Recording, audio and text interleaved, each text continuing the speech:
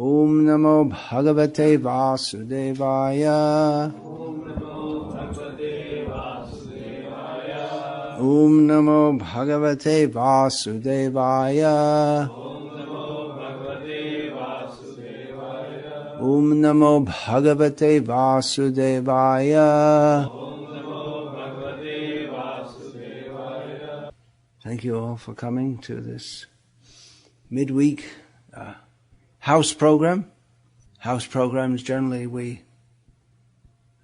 think that, well, it's a social come religious gathering in which there's some discussion of, at least in ISKCON house gatherings, we hope that there'll be some discussion of Krishna consciousness, Krishna conscious philosophy, and maybe a few jokes here and there, and everyone feels happy, and you take some prasadam, and that's it. And of course kirtan. We had the kirtan already. The presentation today is going to be somewhat different. Some heavy topics. Krishna consciousness is, of course, heavy, inasmuch as Krishna is the heaviest. He's also the lightest. He is Anor-Aniyan Mahato Mahiyan. He is the smallest among all small things and the greatest of all great things. I received an email a few days ago, which I'm going to read out and then address the contents of it, which are a challenge to the philosophy of Krishna consciousness. Now that is there all around us all the time. We are not simply trying to spread some good vibes, but we wish to establish the truth of Krishna consciousness, the truth that if we are in Krishna consciousness, then we are properly situated. If we're not in Krishna consciousness in a manner that is favorable to Krishna, then we are improperly situated, and the result of that improper situation is punarapi jananam, punarapi maranam, punarapi janani jarthare shayanam. Again and again getting born, again and again dying, and again lying in a mother's womb. In the propagation of the truth of Krishna consciousness, which is established particularly by Krishna himself in Bhagavad Gita, and ultimately throughout all the Vedic literature, we naturally come across many opposing ideas, and in fact we are surrounded by that in this world of untruth, and we may even subject ourselves to it, just as, for instance, I saw in the room there a book on, in some room here, I was wandering, chanting, finishing one round, a book on feminist ideology, which means that's definitely not going to help us make any advancement in Krishna consciousness, and in fact will fill our heads with various nonsense ideas that are prevalent in the world today. Of course, it's not the only, feminism is not the only nonsensism in the world today, but it's just one that happens to be prevalent. Of course, pure feminism means to worship Radha, but presumably in that book, which I didn't look inside, it's not promoting the worship of Radha, it's promoting an ideology based on the bodily concept of life, that I am this body, and if I'm in a woman's body, then kick the heads of those in men's body for all the troubles they've given to all the women over the centuries. There may be different versions of feminism, but anyway, that's one version of it. So the background to this email, which I received a few days ago, is as follows.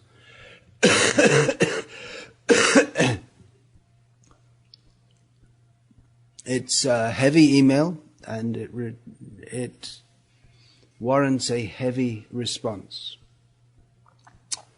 The background is this. I was advertised to give a lecture in an ISKCON center here in America. The lecture was to be in Bengali, so I spoke in Bengali, and members of the Bengali community in that area were invited. And then I also spoke for some time in English, because not everyone was there, not everyone present there understood Bengali. I chose, the title given for the lecture was The Teachings of Chaitanya Mahaprabhu, or in Bengali, Sri Chaitanya Shikha. And I chose to speak on a verse which is by a descendant of Chaitanya Mahaprabhu, which encapsulates Chaitanya Mahaprabhu's teachings. This Aradhyo Bhagavan Vrajesha Tanaya, etc., this verse.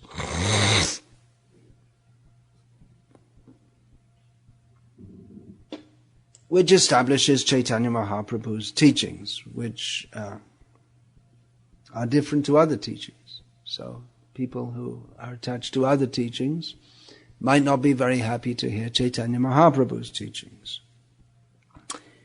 And as it happened, one elderly gentleman at the end of the lecture, in the questions and answers session,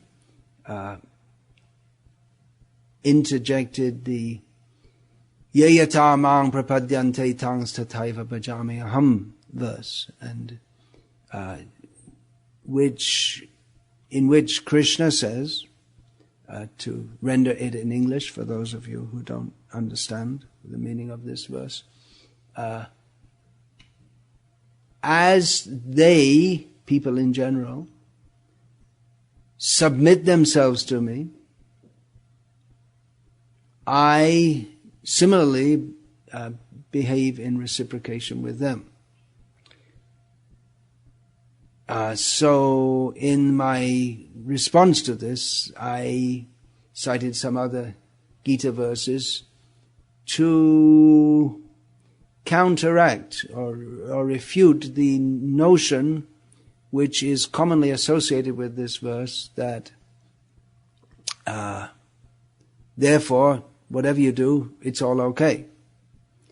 By citing, for instance, the verse Yanti Deva Vrata Devan, those who worship demigods, they go to demigods. Pitrin Yanti Pitri Vrataha, those who worship forefathers go to the forefathers.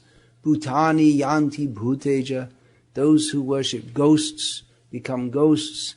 And Madhyajino Piyanti Mam, and those who worship me, Krishna says, go to me.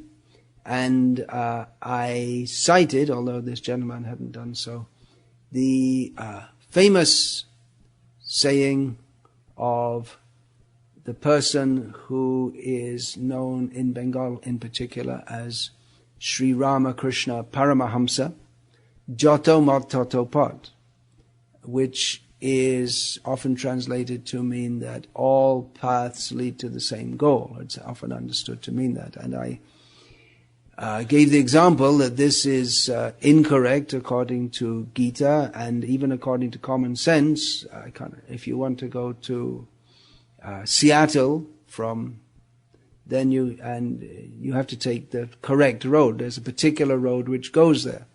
If you instead take the road to Los Angeles, then you won't end up in the same place. So it's not that all paths are the same, even on the material platform, and what to speak of on the spiritual platform.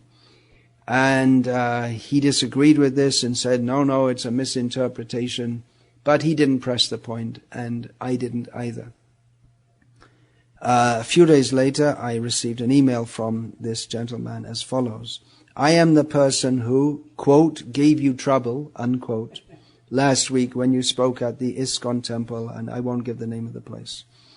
I am writing this letter to give you a broader perspective that may help you in your future presentations. Let me tell you that I am a Bengali, and I also admired your command of the language. I agree with your assertion that one realizes Krishna only when approaches Krishna with the prema that the gopis had for him. My objection was that you gave only a partial view of the paths to God. Hinduism has two main sects, Vaishnava and Shaiva. Some Vaishnavas say that they are not Hindus, but then they lose their foundation. You mentioned the well-known shloka, Hare Nama, Hare Nama, Hare Nama Eva Kevalam, Kalau Nasteva, Nasteva, Nasteva Gatiranyata. This is the path of Bhakti, one of the four paths in Hinduism, and though this shloka is not mentioned in the Gita, is given in the Brihanaradiya Purana. But then one can invoke other Puranas like Markandeya Purana, which has Chandi or Devi Mahatmyam, which talks of God as the mother goddess. Actually, in Bengal, we have a belief that who is Kali is also Krishna. In my personal knowledge, devotees of Krishna and Kali live in the same family with perfect amity. Your words of derision of Jotto Mot Totopot, portraying that it meant anything goes, was offensive to my sensibility, as it was to others as they spoke to me later after your talk. I believe you distorted the truth in those words uttered by Ramakrishna, whom many Hindus believe as a divine incarnation following Gauranga. Ramakrishna practiced Christianity, Islam and Hinduism to see that all these religions were but different paths to God, the Satchidananda Brahman. Gandhi, who was a Vaishnava, did attest to that. Anyone who says that his path to God is the only path seems ignorant to me. We in Bengal have a saying, Vaishnav Vinay, meaning humility associated with Vaishnavism. I did not see any humility in you the other day, nor did I see any humility in Prabhupada, whom I personally saw when he came around 1972 to the University of Florida, where I was doing a PhD. That is where I heard him say that those who eat meat are like dogs. Religion cannot be relegated to the kitchen, as I said that day following your lecture. Actually, there is a bhajan by Mirabai, India's woman saint, in which she said that if eating fruit and vegetables made one a saint, then goats and monkeys would be saints. With due regard, so-and-so, Bengali Brahmin name, PhD, and lets me know that he's a retired, highly placed scientist in the Lockheed Company, which, as you know, is famous for manufacturing weapons and airplanes such as the ones that America exports to Pakistan. All right, so what do we make of this? Now, you may wonder, well, why take it up? Why make an issue of it? Well, it's not a great issue. There are a few people here. There are a few people there. But these are the kind of issues that if we're going to preach Krishna consciousness, as Srila Prabhupada preached it, we are going to come up against. We have to come up against all the ideas of the world, which Krishna speaks in Bhagavad Gita to give us the clear perspective on reality. I might not have taken it up, but I thought I should respond to this idea that he says he didn't see any humility in Prabhupada.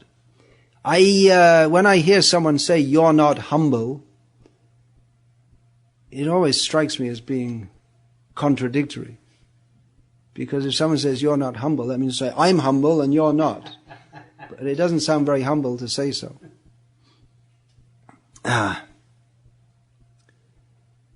I'm writing this letter to give you a broader perspective. In other words, I understand, you don't understand. As if I've never come across these things in my almost 40 years of speaking these things among Bengalis also.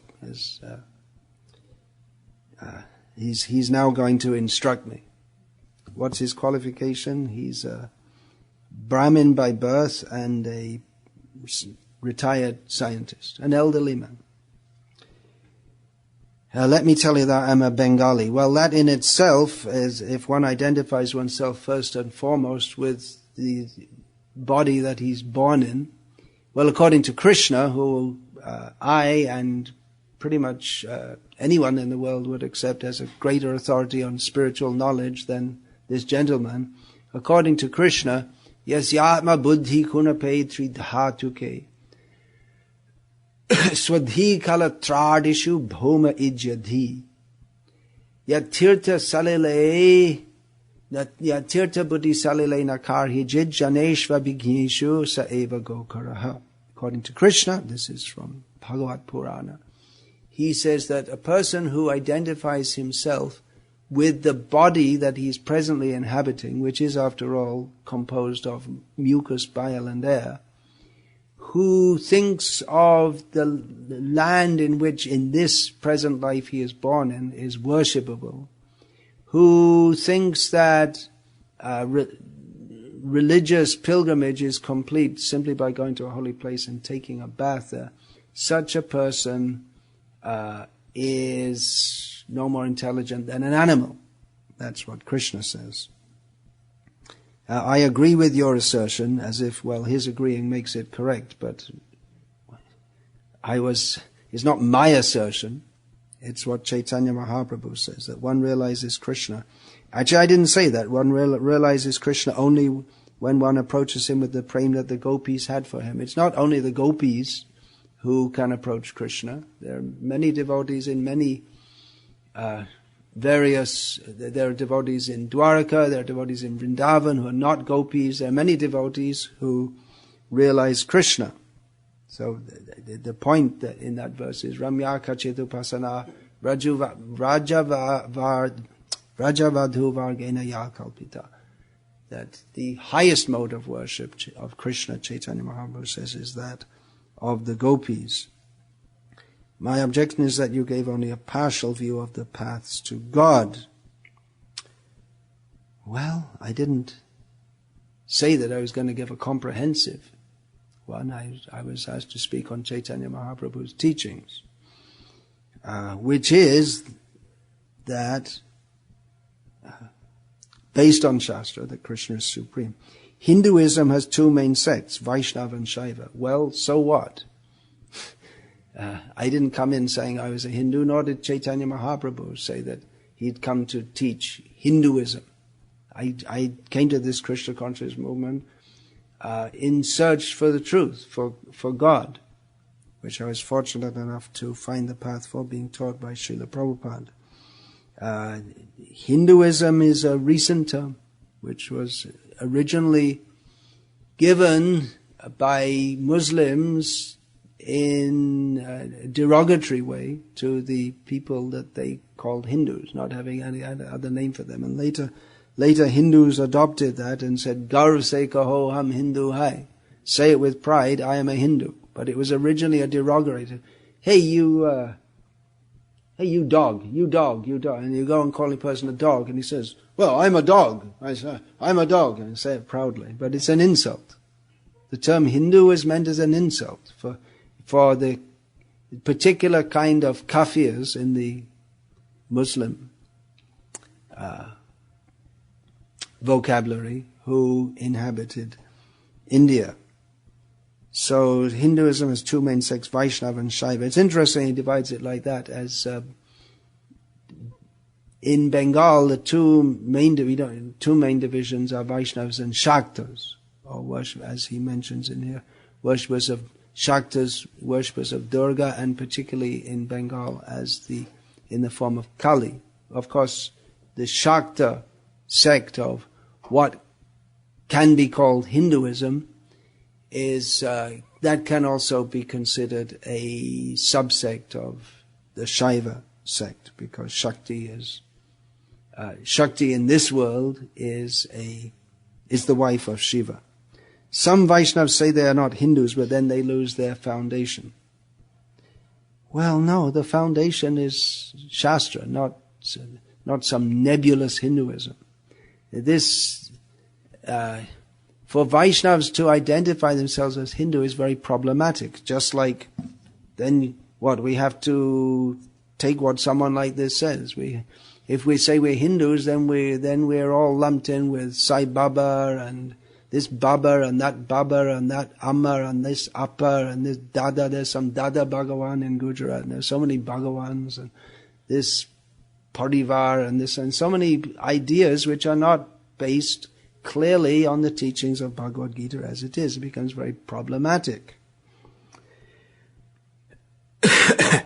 Interestingly, this gentleman seems to be a fan of Ramakrishna. The Ramakrishna mission fought in court to be established as non-Hindu. And they won the case. So they're officially non-Hindu, whatever that means. I don't know if anyone ever established what it actually means to be a Hindu, but officially, legally, the Ramakrishna mission is non-Hindu. For some reason they wanted, I think it was something to do with certain advantages that non-Hindu organizations get over Hindus.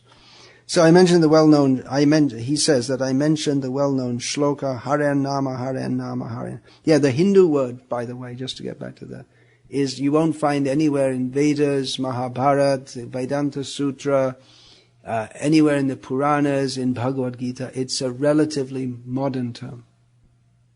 It's not a Shastric term. It has nothing to do with the ancient culture and teachings of Shastra.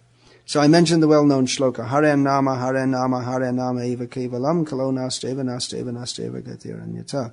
This is the path of bhakti, one of the four paths in Hinduism. Again, there's a problem with that, because bhakti is described in Gita and Srimad Bhagavatam and other Shastras, and never anywhere does it say that it's anything to do with Hinduism. Nor anywhere does it say that it's one of the four paths of Hinduism. And though this shloka is not mentioned in the Gita, it's given in the Brihadaranyaka Purana. All right, very good. But then one can invoke other Puranas, like Markandeya Purana, in which there's the Chandi, or glorification of Devi Mahatmya.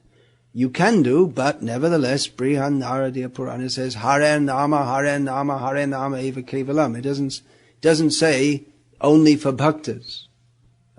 But it says that to achieve the goal, there is no other way than chanting the names of Hari. So others, parts of Shastra may be there. Krishna refers to that in Bhagavad Gita. For instance, by saying, Antavattu palang tesham tad bhavatyalpamedasam, which means that those who worship other gods, they achieve only temporary boons, and therefore they're not very intelligent. That's what Krishna says about worshipping various demigods. Actually, in Bengal we have a belief. So what? In Bengal you have a belief. So many people have so many beliefs. Why? Because someone in Bengal believes something, is that supposed to be... Why should that be considered authoritative? We accept what Shastra says. There are so many beliefs.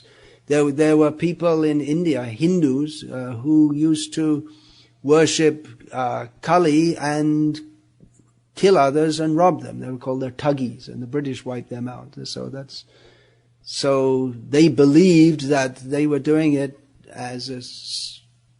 under the blessing of the goddess. So because they believed it, is it something good that we should accept? There are many people who believe that Sai Baba is God. There's absolutely no Shastric basis for that. It's just some foolish belief. Just because someone believes it, should we accept it? There was a life insurance corporation officer in Chennai who some 20, 25 years ago decided that this job was very boring and declared himself to be Kalki Avatar. Many people believe him. So what they believe him? Does it make him an avatar because he hoodwinks them and they're so foolish to believe it? So we have a belief that Kali is also Krishna. Well, in one sense everything is non-different from Krishna, but in another important sense everything is different from Krishna. And the worship of Kali, as Krishna states in Bhagavad Gita in several ways, in several places, the worship of demigods does not lead to the same result as worshipping Krishna. In my personal knowledge, devotees of Krishna and Kali live in the same family with perfect amity. That's besides the point. Your words of derision of Jotto Mot Toto Pot portraying that it meant anything goes was offensive to my sensibility. Well, sorry about that, but we're not out to offend people in particular, as you seem to be, sir. But we have to speak what is correct, and we have to distinguish reality from illusion for the benefit of others. Otherwise, people are in Maya. How are they going to come out of Maya? They have to know what is the truth. I'll take questions, comments, and protests afterwards. So, portraying that it meant anything goes, well, for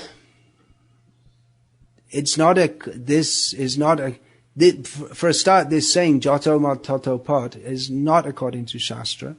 It directly contradicts Krishna's statement in Bhagavad Gita, that Yanti Deva Vrata Devan, this verse I just quoted, that different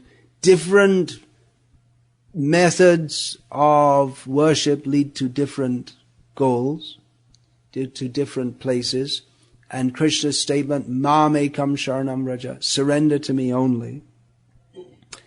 And factually, we don't see anyone becoming spiritually advanced by saying this. We don't see people becoming spiritually advanced according to the symptoms derived from Shastra, described by Srila Rupa Goswami and Bhakti Rasamrita Sindhu, although there may be some imitation of that, which is imitation symptoms, which is also described in Bhakti Rasamrita Sindhu. He refers to Ramakrishna, whom many Hindus believe as a divine incarnation following Gauranga. Yeah, and many people believe that Meher Baba is an incarnation. Many people believe that Sai Baba number 1 is an incarnation. Many people believe that Sai Baba number 2 is an incarnation. Many people, when I first came to India in the mid-1970s, believed Mahatma Gandhi was an incarnation of God. It was very common to see his picture on people's altars. It's practically vanished now. You never hear anyone talking about Mahatma. Do you remember seeing it in your youth? As a child you used to see it. It's gone nowadays. Lal Bahadur Shastri, another incarnation. Was it? I didn't hear of that. Gandhi was famous. No, you used to see the picture of Pandit Nehru, but not worshipped as an incarnation. But Gandhi was considered by many to be an incarnation. Many people in Gujarat consider Sahajanand Swami, otherwise known as Swami Narayan, to be an incarnation. And there are incarnations here, there, and everywhere. If you go, at the latest count I heard, there were 300 present so-called incarnations of God in India. But that people believe it doesn't make them an avatar. We have to judge from Shastra. Then he goes on, this gentleman goes on to state, Ramakrishna practiced Christianity, Islam, and Hinduism to see that all these religions were but different paths to God. Yeah, well, there's a major problem in that, because in his following of Islam, because Muslims do that, he also ate beef. Now that's, among Hindus, or among followers of the Vedic culture, considered to be something very wrong. And in fact, at least in the past, that was a cause of Hindu-Muslim riots. If Hindus wanted to upset Muslims, they'd throw some pork into the masjid, and if the Muslims wanted to bait the Hindus, they'd throw some beef into the temple. And it still goes on, actually, even up to the present day. Just a few years ago when I was in Udupi, there'd been a major problem because some Muslims had killed some cows and strewn them around the streets. So there's some serious problems there. And anyway, I won't get into that too much. Gandhi, who was a Vaishnava. Well, was he a Vaishnava? According to the strict definition, no. Maybe you could say he was socially a Vaishnava. Apparently his mother was a Vaishnava and he got his vegetarianism from that. Anyone who says that his path to God is the only path seems ignorant to me. Again, setting himself up as he doesn't say according to Shastra, he doesn't quote Bhagavad Gita, according to me. Well, I'm not sure if I did say in that lecture that it's the only path, but Krishna himself says in Bhagavad Gita, Bhaktya mam abhijanati. Krishna establishes himself in Bhagavad Gita as the highest truth. For instance, by saying, Mataf parataram nanyat. There is no one higher than me. Aham sarvasya prabhavaha. Everything comes from me. Aham hi adir devanam. I am the origin of all the demigods. And so on. So Krishna establishes himself as the supreme, and he says, Bhaktya mam abhijanati. I can be fully known by bhakti. So other paths may be accepted as stepping stones, but the path of bhakti as taught by Krishna and later by Chaitanya Mahaprabhu is the definitive path for attaining God. We in Bengal have a saying, again, does that make it authoritative? Because some Bengali said, Vaishnav Vinay, meaning, well, I don't understand Bengali, meaning humility associated with Vaishnavism. I did not see any humility in you the other day, nor did I see any humility in Prabhupada, whom I personally saw when he came around 1972 to the University of Florida, where I was doing a PhD. No, you won't see humility, sir, because you don't know how to see it. You don't know what is the humility of a Vaishnava. For instance, the humility of Hanuman in burning Lanka. That was his humility, his total submission to Lord Rama, manifested as his enmity toward the enemies of Rama.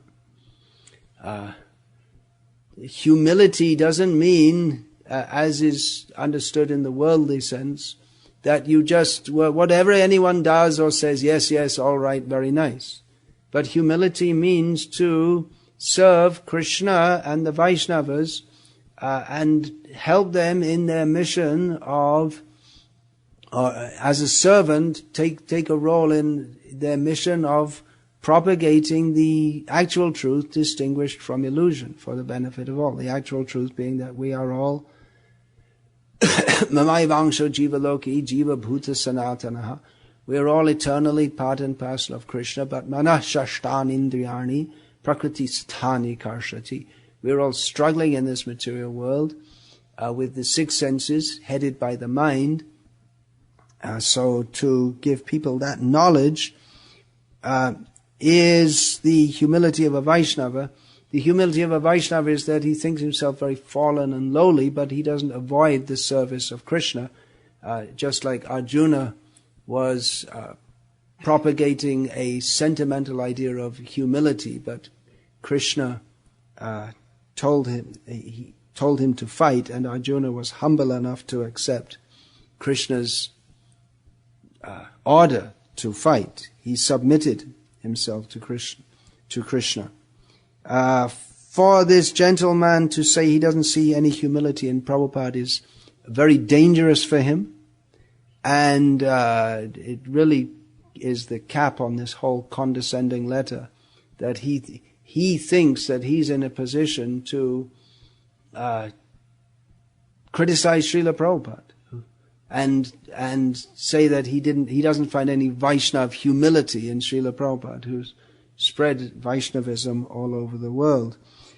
He says, or he recalls that the University of Florida is where I heard him say that those who eat meat are like dogs. Of course, we don't have the exact statement of what Srila Prabhupada said. But presuming that Srila Prabhupada did say that, and he did make similar statements on numerous occasions, it is a supportable statement, because dogs eat meat. It's not necessary for humans to do so. What to speak of religion, it is among any enlightened person or somewhat considerate person, to eat meat which is produced from factory farms which engage in the lifelong torture of animals and birds and then slaughtering them so that people can eat them. This means taking part in extreme and unnecessary cruelty. So how can anyone condescend to pontificate to others when they're engaged in, if they think that meat eating is something defensible? Of course, meat eating is allowed in Vedic culture under certain circumstances, but not in the present way that it goes on in the modern world, where animals and birds by the millions are tortured. I'll say it again, it's worth saying again, it's an ongoing Holocaust. The animals and birds are tortured throughout their whole life and then slaughtered mercilessly. So anyone who wants to defend this cannot be said to have even the basic quality of even any slight compassion. Their consciousness is polluted. Then religion cannot be relegated to the kitchen. Well, so it's like a dog. Actually, a dog, that's the food for a dog, but a human's food, human doesn't require to eat that. So for a human to eat meat just for the pleasure of the tongue, inflicting torture on and murder on others, that is subhuman, surely. So to criticize someone as pointing that out to others so that they can reform their lives. Most people never think about it. It's most people, they just take it as normal because everyone else is eating meat and they eat meat and they don't see the animal being slaughtered. They don't think about it. So in some sense, we may not blame them so much. But then Srila Prabhupada is bringing their attention to this point for their own benefit. And to criticize Srila Prabhupada for doing that is certainly a great offense. Religion cannot be relegated to the kitchen.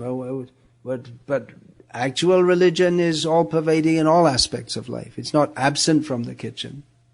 And eating is, in all religious processes throughout the world, there should be some restrictions on eating. It's not that you can just eat anything. And particularly in Bhagavad Gita, Krishna says, Patrang pushpang palang toryam yome bhaktya prayachati tarahang bhakti uparitam ashnami prayatatmanaha. If Krishna says, if one offers me leaf, flower, fruit or water with bhakti, then I will accept it. Prayatatmanaha means following all the rules and regulations concerned for doing so.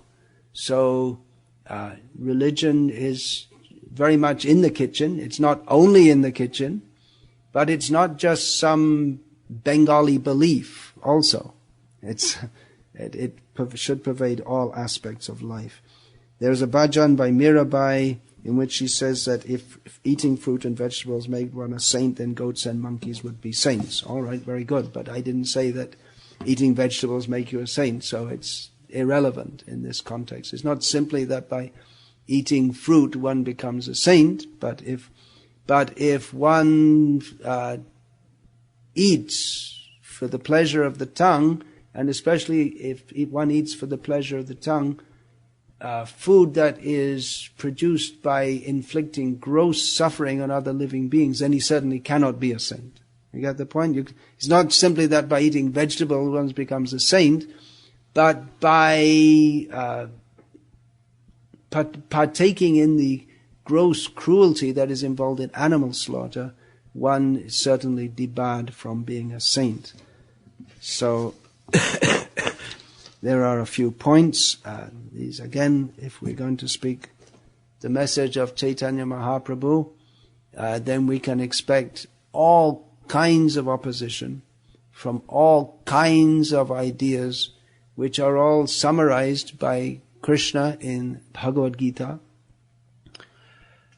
in which he says, Namang dushkushino murha prapadyante naradhamaha maya pahrita jnana asurang bhavamashritaha.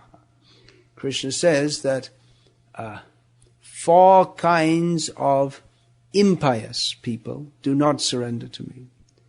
Impious, he used the word dushkriti, which means that they may be very expert in various activities, but they're sinful. So he includes among such persons mudha, people who are simply foolish, simply working, and no higher goal of life. Then naradhama, people who are considered very highly placed in human society, but because they have no inclination to Krishna consciousness, or their level of consciousness is very low, they're not inclined to surrender to Krishna. And we see that practically. The big leaders of corporations and big politicians, their level of consciousness is very low.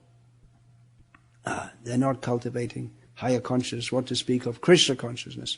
Maya pahrita jnana, I mean someone who is in worldly terms very learned, but whose actual understanding of reality is covered by illusion. And then there is the asura bhavam ashrita, one who is just out and out demonic, just wicked through and through. So these are 4 basic categories of people who do not surrender to Krishna. In the teachings of Prahlad Maharaj, as he was addressing the archetypal atheist and demon Hiranyakashipu, who happened to be his father, he also touched on this subject by saying, Matir na Krishne paratasvatova mitho bibhadyeta grihavratanam adanta gobhir vishatang tamisram punaf punascharvita charvananam. He said that persons who have as if made a vow to not surrender to Krishna, they won't surrender to Krishna, because that's their that is their determination. Either they may think, I'm looking for the truth, I'm very religious, but they're determined not to surrender to Krishna. They may even have meetings in which they discuss philosophy and this and that, but or they may come in contact with devotees of Krishna who very reasonably and straightforwardly explain the truths of Krishna consciousness understood through Shastra, but they won't accept it, because they are determined to enjoy their senses. All these so-called philosophies come down to sense enjoyment, ultimately, by which they must enter into hell, and then they must suffer for doing so, and they get born again and again to chew the chewed again and again. They've already enjoyed sense gratification so many lives, but they go on trying to get some pleasure out of it. So we don't expect to convince people such as those who have views such as have been expressed in this letter, but we should be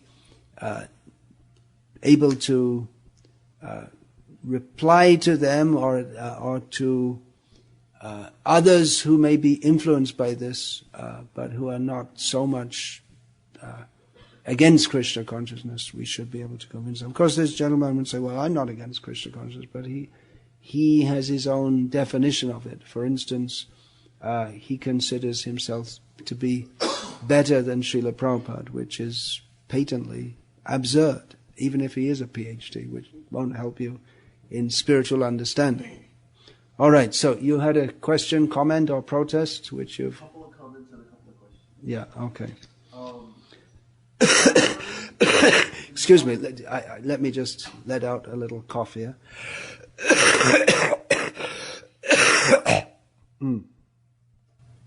So in relation to the person who's writing that letter, in the upper class of India for a while, there was a big push for focusing on social harmony, combining all the different elements in people's philosophy into something that can work together.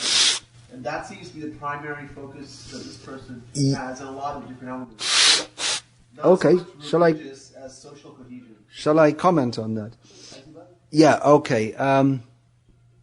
Yes, socially, if it's examined, Ramakrishna's Joto Mot Toto Pot can be seen as an attempt to bring all classes of Hindus and non-Hindus together, although it hasn't really succeeded much in bringing non-Hindus. It's actually just, as what usually happens, whether it's within Christianity or whatever, whenever people try to make a new harmonizing endeavor, they actually just set up another sect. That's what actually happens. One more to add to the stew. So there was some idea like that, as Hindus found themselves to be under attack, so to speak, from, this is quite a big topic, from Western triumphalism, that our Christianity is your Krishna is very bad, he runs around with women, and our Jesus is very good, and he's the Prince of Peace, and your Krishna is making war, so our Christianity is better, our science is better. So Hinduism found itself under attack, and various responses to that during the 19th century. And prior to that, in Bengal especially, and on the northwest of India, many lower caste Hindus had converted to Islam, thinking that by doing so they would enter into an equal relationship, because theoretically all Muslims are the same, although to the present day there are many Muslims who identify themselves as Brahmin Muslims and will not intermarry with non-Brahmin Muslims. The same in Christianity, with converted Christians. So there was a lot of pressure socially, and the British were also very dismissive of the caste system, although in their own country, certainly at that time especially, there was very much the upper class and the lower classes, and so there was a lot of hypocrisy in that. But the different groups came out, such as the Arya Samaj in Bengal, the Brahmos, who said that they're a new religion combining elements of Christianity and Hinduism, for want of a better term, but which has become practically insignificant, and Brahmos are generally considered to be part of Hinduism nowadays. And then there came the Ramakrishna mission. These are different attempts to bring everyone together and let's all be friends and stop arguing with each other. But there were serious problems in that. For instance, Ramakrishna's eating beef did not sit well with Orthodox Hindus. And the fact that most of the followers of the Ramakrishna mission, who got this idea that religion cannot be relegated to the kitchen, were at least fish eaters, if not chicken eaters or mutton eaters, if not beef eaters. That also didn't sit well with many people outside of Bengal. And actually the Ramakrishna mission in South India, the sannyasis there, they're all vegetarian, because if there was meat-eating sannyasis in South India, it wouldn't go down well at all. So it may have been an attempt to bring everyone together, but it didn't succeed. So, it's anyway. There's so many things could be said, but we needn't talk too much about that. Yeah, then. I was a little confused when he said that Bhakti was just one of 4 paths. But after a while, as you were talking about it, it occurred to me, just so anybody else knows, it's not. Oh, the 4 paths, yeah. He's talking about Vivekananda. No. He's talking about karma, the 4 paths: karma, jnana, yoga, and bhakti. Although yoga is often included within jnana. So Krishna does. The yoga, when they talk about it, they mean Raja Yoga, mystical. Yeah, Ashtanga yoga. But that's often included within jnana, because its ultimate goal is generally the same. So these paths are mentioned in Bhagavad Gita, but Krishna clearly said, if Bhagavad Gita is understood as it is, as Srila Prabhupada entitled his edition, which shocked me the first time I saw it, or bemused me the first time I saw it, because I thought, what does it mean, Bhagavad Gita as it is? When you go to a store to buy apples, you say, can I have apples? And someone says, this is a real apple, an apple as it is. And if it's an apple, it's an apple. If it's Bhagavad Gita, it should be Bhagavad Gita. That's what I thought. But then I understood that many editions of Bhagavad Gita present the interpreter's view and not that what Krishna states. But if we take Bhagavad Gita as it is, it's abundantly clear that Krishna establishes himself as the supreme and bhakti to him as the highest path. And in fact, Arjuna even asked about that at the beginning of the 12th chapter. But anyway, Krishna says, yogi,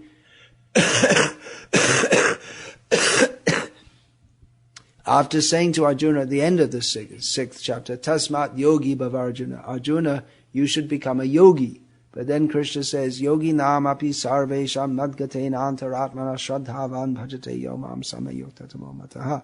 Krishna says, yes, there is karma yoga, there is jnana yoga, there is ashtanga yoga, but Krishna says, among all the yogis, the best, Krishna says, is one who worships me with great faith.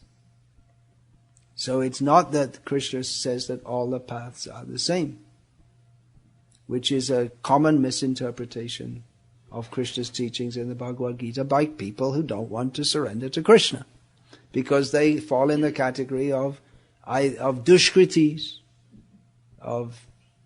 it's a sinful inclination, actually, if we are to be straightforward about it. Yeah, let's go on with your points and then we can go on to other ones. In terms of the sampradayas, which I tried to interpret it as originally, are all 4 sampradayas Bhakti sampradayas? Are all 4 sampradayas Bhakti sampradayas? You may have heard of 4 sampradayas.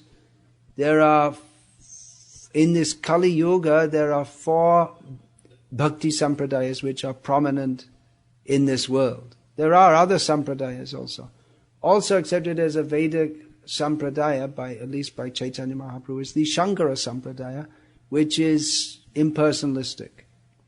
But it's accepted as a Vedic sampradaya because Shankara, he at least nominally accepted the Vedas, and he taught to follow Vedic practices. Otherwise, used generally, the term sampradaya can refer to all kinds of, but the more common word is pantha, or pant in modern Hindi. Just like Kabir Pant, Sikh Pant, and so on, which means paths, practically. Anyway, this is all technical stuff. Then yourself? Could you give a word for word for that Ramakrishna saying? Joto mot toto pot. Do you know Hindi? No. You all speak Hindi? It's jitna mat itna pat. As many opinions, that many paths. That's what it means. Which comes down to, well, any opinion is as good as any other. Which it in 4 words it nullifies the authority of Shastra, if you take it seriously, which we shouldn't.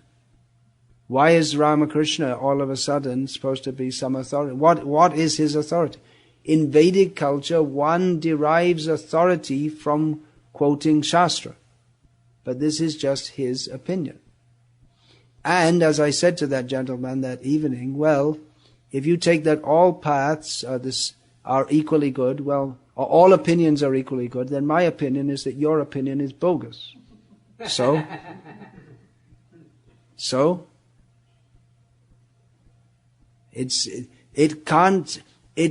this statement cannot stand logically.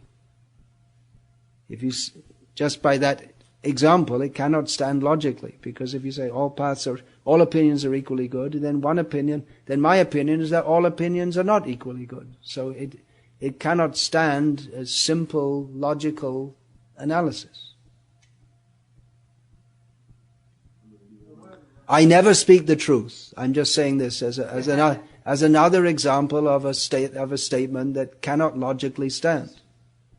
If that statement is true, it's untrue. And if it's not true, it's untrue. So if I say I never speak the truth, it's a self-defeating statement. Then what else were you going to say? A question. We're told that for those who worship Shiva Mahashiva as the grantor of boons, they go and they take on these deformed bodies and all that. But those who worship him as Supreme Lord go to Krishna. Those who worship Shiva as the Supreme Lord go to Krishna. You were told that. What's the Shastric basis of that statement? I can't either. Okay. I also don't know what the Shastric basis of it, because I don't find it in Shastra. I do remember hearing recently that Krishna, I already quoted this in the course of this talk, that Krishna says, Yanti Deva Vrata Devan, those who worship various demigods, they go to the demigods. Madhyajinopi Yanti Mam, those who worship me go to me. So if you worship Shiva, you don't go to Krishna. You have to worship Krishna to go to Krishna. One can, as subsidiary to his worship of Krishna, worship Shiva as a great Vaishnava, but not as the Supreme Lord, independent of Krishna.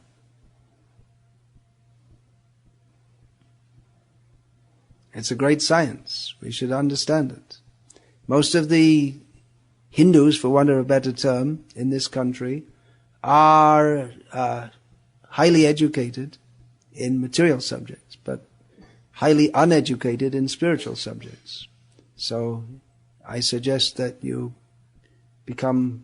apply your God-given intelligence to understand this most important of subjects, because you may have a big house and lots of money, but at the time of death, it won't help you in the slightest. And it might even be a cause of your getting born again due to attachment to it, as we understand from Bhagavad Gita. Yes.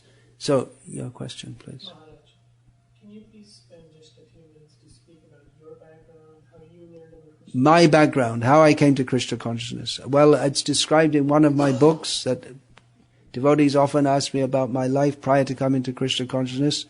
I was a dog in human form. That sums it up. And there's no real need to get into so many details. I was wandering in this material world, suffering, birth after birth. Srila Prabhupada kindly picked me up. And I was born in England, dysfunctional family, went to school, nothing in particular to say. I wasn't a serial killer or a great football player. Nothing worth talking about except Prabhupada's mercy. It's the only thing of Srila Prabhupada's mercy is the only thing of any significance in my life. Not only in this life, but life after life. I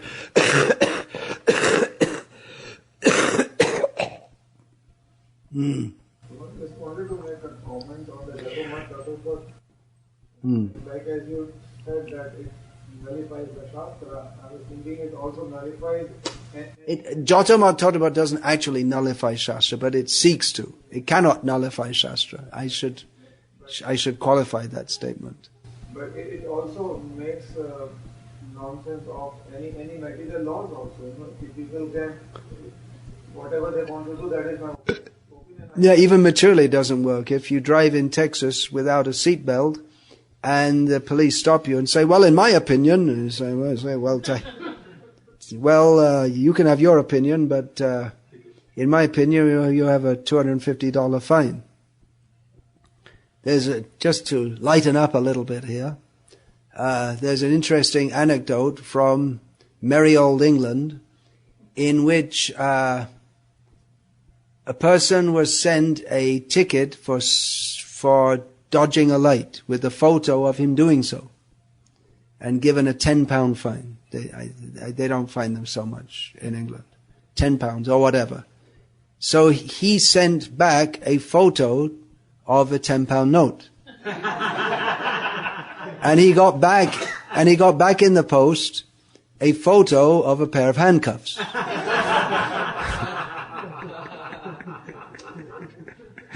And he paid the bill. Well, I heard in California mostly people don't pay their their speeding bills. They just don't bother. And there are so many people who don't pay that the cops can't keep up with it, so they mostly get away with it. Anyway, I'm not recommending that you break the law, but this, as you rightly point out, it could be given as a supposed justification even for breaking the material laws. Or if you go into, the child goes to school and they get taught 2 + 2 = 4. Well, I have a different opinion. I think 2 + 2 = 5. And the world doesn't work like that. It doesn't, as you rightly point out, it doesn't make sense even materially. Yes. Thank you for the class, Maharaj. I kind of brought up a lot of thoughts in my mind. One of the things which came up was this business of quoting from different shastras. So there are so many shastras. Oh yes, that's a very good point you're bringing up. Please continue. Yeah. And especially when you go on book distribution or something, people always strike up an argument with you quoting. And you are not conversant with so many shastras. Christians will say, Jesus Christ said, "I'm the only way," and we say, "Okay." Chaitanya Mahaprabhu said, "There's no other way, no other way, no other way." And each the demigod says, and they are saying, "I am the supreme." So, how it kind of gets very confusing. You're another kind of man. Everything's kind of. Okay, go on. So it gets pretty confusing to. Not kind of confusing. How to clearly. Well, you're talking about on book distribution. On book distribution, it's usually best not to get into. Although this might seem counterintuitive, it's usually best not to get into philosophical discussions. Somehow, if you can charm people to take the book, let Srila Prabhupada do the talking. Otherwise, they'll go on. And another point is that very few people in the present age, from what I've seen, they're even capable of clear philosophical discussion. And they'll brazenly talk nonsense. And because of the influence of such ideas like this, which have wafted over to the Western Hemisphere, that all opinions are the same and it's all one. But an important point which I did mean to make, and thank you for bringing up this point, is that actually to get into all the points that he's raised would require a very deep philosophical discussion. First of all, on epistemology, as what is the basis of everything that we say. He seems to think that Bengali folklore is the standard of spiritual knowledge. So to get into all these points in detail would require very deep philosophical discussion. But generally people who are attracted to slogans like this, Joto Mot Toto Pot, all is one, usually such people are not interested in any serious philosophical discussion or any serious search for understanding of reality, of truth distinguished from illusion. Mostly their religiousness is some kind of cover for their gross materialism, and that's true of most people who subscribe to any religious path. Why are people attracted to, for instance, there's one woman from South India who goes all around the world, and people come and hug her. Thousands of people come. Why do they? It makes them feel good. But they feel good. Okay, well, so what? But what is the purpose of life? And why am I in this material world which is full of suffering? Such so-called gurus, they never discuss such points, let alone give any answer. So really, this Krishna consciousness is meant for people who are most sincere to get free from birth and death, to understand this world as a place of suffering, and to go beyond that, to surrender to Krishna, to focus their love on Krishna, who is the proper receptacle of that love. So sincere people may be very few. We build temples, and on festival days like Janmashtami, we can expect many Hindus to visit, because they're Hindus.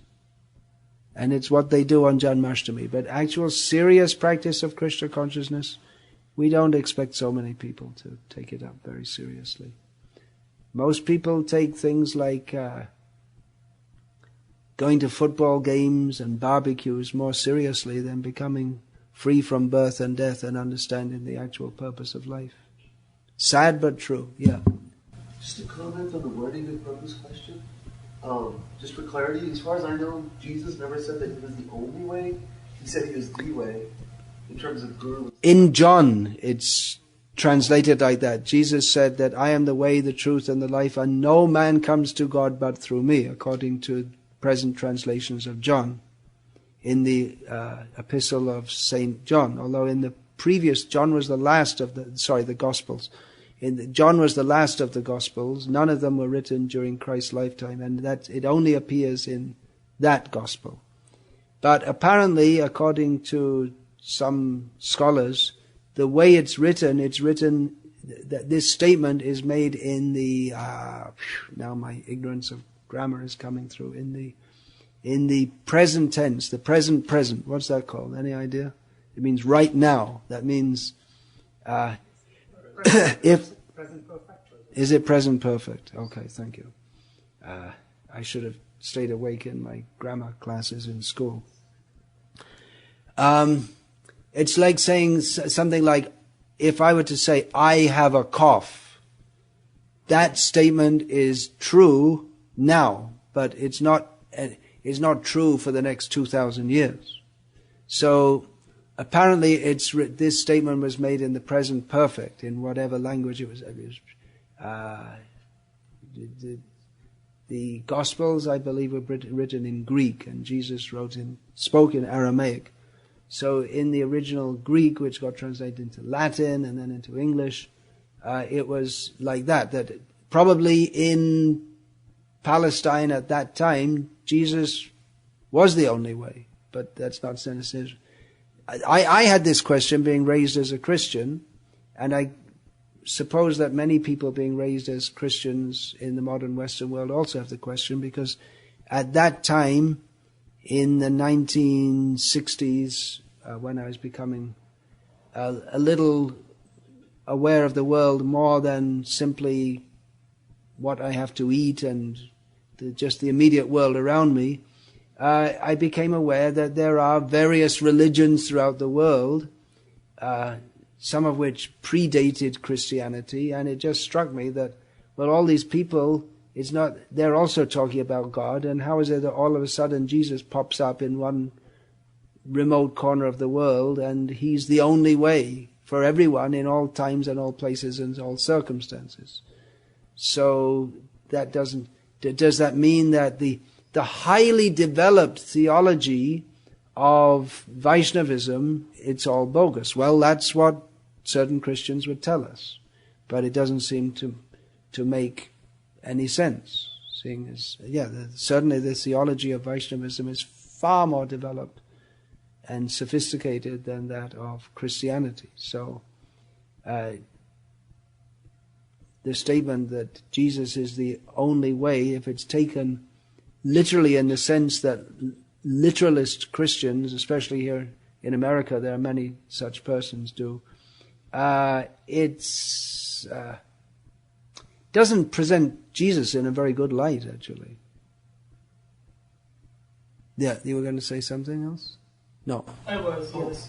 So when there's different religions that say seemingly similar things, such as I'm the only way, and another religion says I'm the only way, what is the proper way in which we are to help sift through all the different... How can you understand who is speaking the truth when they all say I'm the only way? That was my question when I came to the Hare Krishna temple. Everyone says their way is the only way.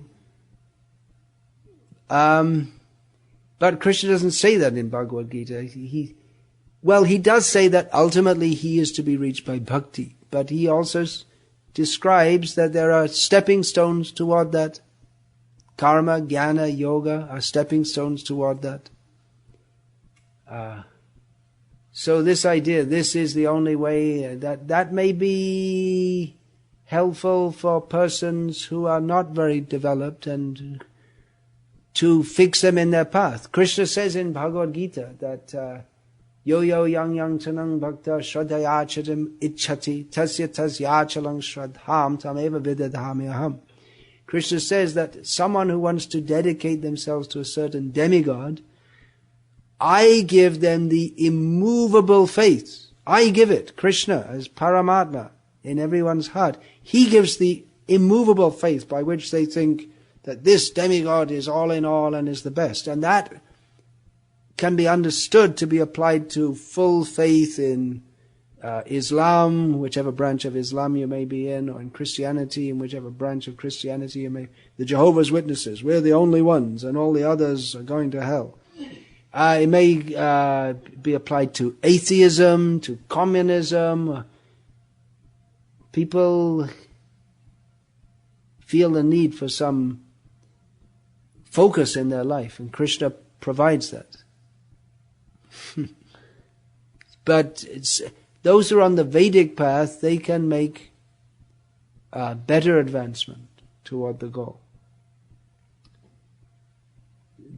Krishna also provides the faith to the atheists, but that doesn't help them to make any spiritual advancement. A comment on the second part of this question. When he, I'm not sure if you meant this, this is what I heard. As far as I understand it, Gauranga Mahaprabhu never said that he was the only path. He said that in Kali Yuga, chanting the holy names is the only way. In Kali Yuga, chanting the holy names is the only way. That's according to Shastra. For attaining the highest level of God realization, Chaitanya Mahaprabhu's path is the only path. But there are other very high levels of God realization that may be attained by other paths also. When he mentioned about the Puranas also, I believe.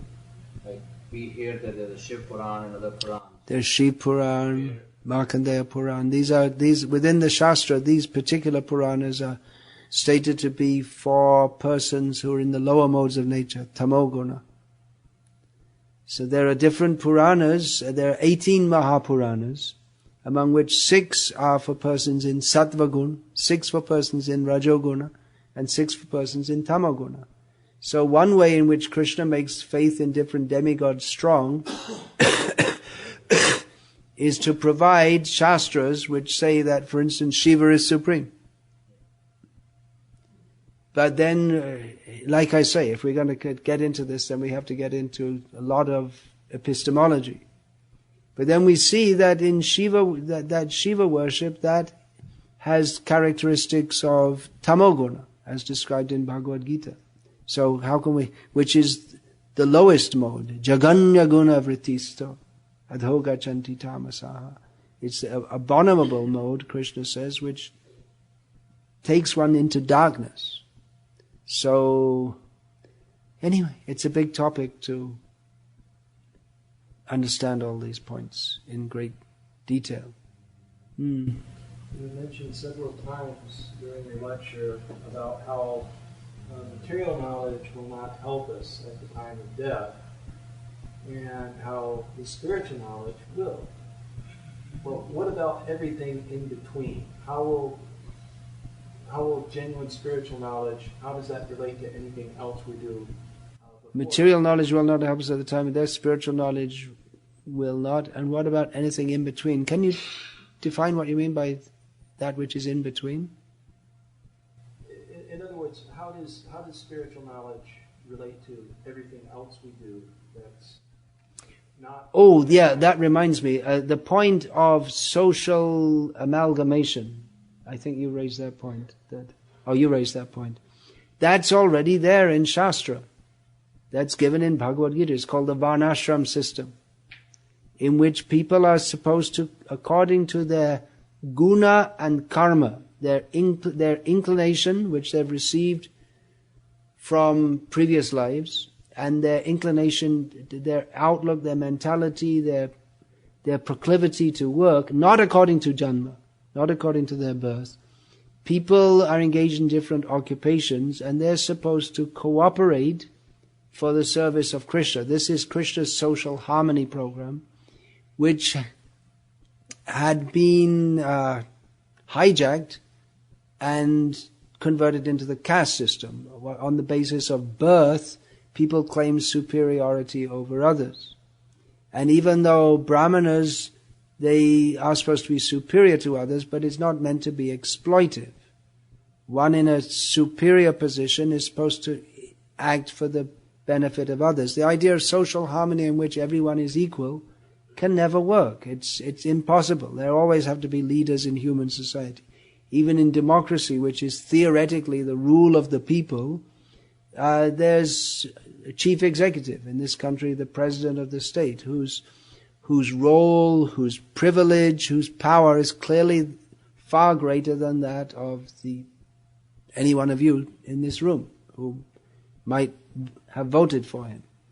So the Vedic system accepts the reality that there are people on different levels of capability and seeks to stratify them for cooperation on the material platform. That means working to produce the necessities of life, which in pre-industrial civilization meant a much simpler endeavor than at the present time. But then everyone is to cooperate on the platform of service to Krishna. That's the cooperation point. So that's Krishna's social harmony program, and that's the interface between spiritual and material. Spiritual knowledge is translated into life in this world via the Varnashram system, which is also meant for elevating people gradually, and those, especially the more intelligent people, giving them spiritual knowledge, the distinction between matter and spirit, and for all classes of people, engaging them in Krishna consciousness, or for some in demigod worship. That's also within the Vedic culture, although it's not the highest level. That is done by temples. Just like I said, people go to the temple on Janmashtami. They may not be very serious about spiritual life, but that is, if they go to the temple, that's for their benefit. Then in traditional Vedic culture, instead of watching TV or things on the internet, there'll be dramas and recitations of Krishna Lila and Rama Lila. This is all described actually in this book, Glimpses of Traditional Indian Life. And in this way, the culture is God-centered. Svei svei karmanya bhirata sangsiddhim lapate naraha. Krishna in Bhagavad Gita, after describing the four basic groupings, Brahmana, Kshatriya, Vaishya, Shudra, within Varnashram society, says that everyone, by assiduously performing their specific work, can attain the highest perfection. Also, the verse in Bhagavad Gita on Raja Vidyam, Raja Vidyam. So it may appear that there's so many different paths just within the Vedic tradition, and how is it that Krishna consciousness, within Bhagavad Gita is the ultimate path? How does one stumble upon that? Krishna says... There's another instance, Raja Vidya Raja Kuhyam, at the beginning of the 9th chapter, Krishna, in which Krishna describes Bhakti Yoga and the perils of not being a devotee. So that's there also. Hare Krishna. I think we'll finish there now. Thank you for patiently listening. Hare Krishna.